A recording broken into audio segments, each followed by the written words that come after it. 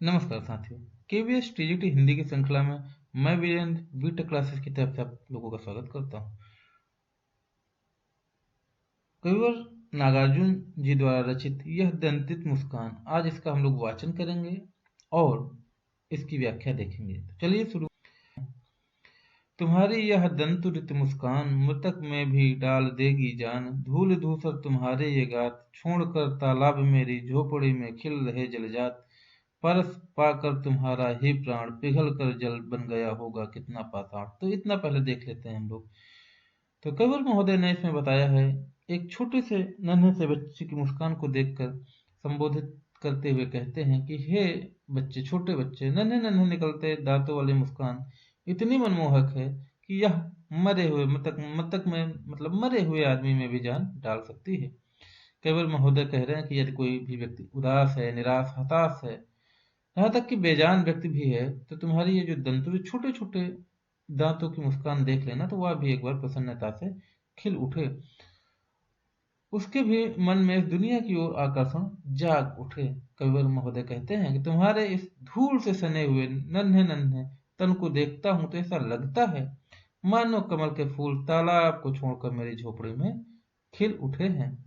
कहने का आशय यह है कि केवल महोदय कहते हैं कि तुम्हारे धूल से सने नन्हे तन से निखर कर मेरा मन कमल के फूल के समान खिल उठता है, अर्थात हम प्रसन्न हो जाते हैं। ऐसा लगता है कि तुम जैसे प्राणवान का स्पर्श पाकर चट्टानें पिघलकर जल बन जाएंगी। आगे देखते हैं कि क्या है।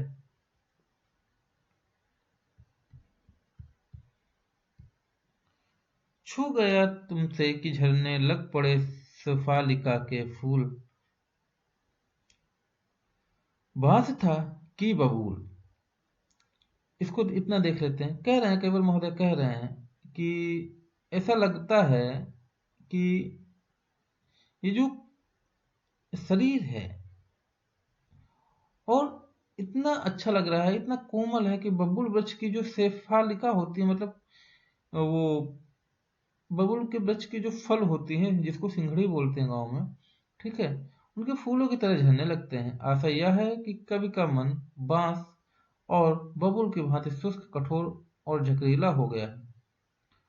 बच्चे की मधुर मुस्कान देखकर केवल महोदय का भी दिल पिघल जाता है और वो जो है फूलों की भांति सरस और सुंदर हो जाते हैं। आगे देख लेते हैं क्या लिखा है।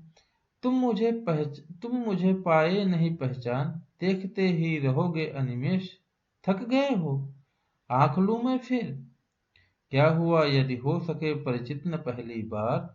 यदि तुम्हारी माँ ने माध्यम बनी होती आज, मैं न सकता देख, मैं न पाता जान तुम्हारी यह दंतुरित मुस्कान। इतना पहले देख लेते हैं हम लोग, यहाँ तक देख लेते हैं। ये तुम्हारी यह दंतुरित मुस्कान यहाँ तक, ठीक है। चलिए इतने का अर्थ हम लोग देख लेते हैं।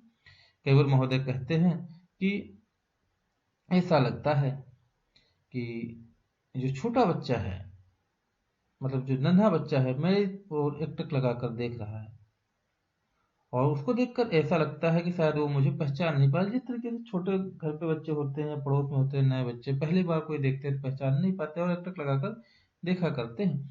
तो वही केवल महोदय यहाँ बताना चाह रहे हैं कि शायद तुम मुझे पाए नहीं पहचान, इस तरीके से देख रहे हो। और केवल महोदय का बच्चे के पास खड़े होकर पूछते हैं कि क्या तुम्हें इस तरीके से लगातार देखते हुए थक गए होगे, इसलिए मैं तुम पर अपनी नजरें स्वयं ही हटा लेता हूँ। केवल महोदय ने फिर कहा कि तुम मुझे पहली बार देख रहे हो, इसलिए शायद मुझे पहचान ना पाए होगे, वह तो स्वाभाविक ही है।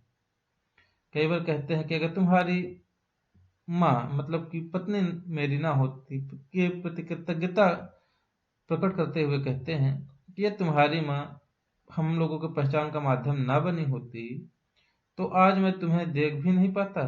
तुम्हारी माँ ने ही बताया कि तुम मेरी संतान हो, नहीं तो मैं तुम्हारे दांतों से झलकती मुस्कान को भी न देख पाता।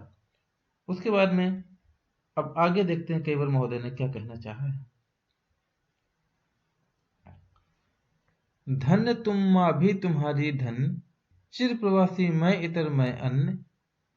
इस अतिथि से प्रिय तुम्हारा क्या रहा संपर्क, उंगलियां माँ की कराती रही हैं फर्क।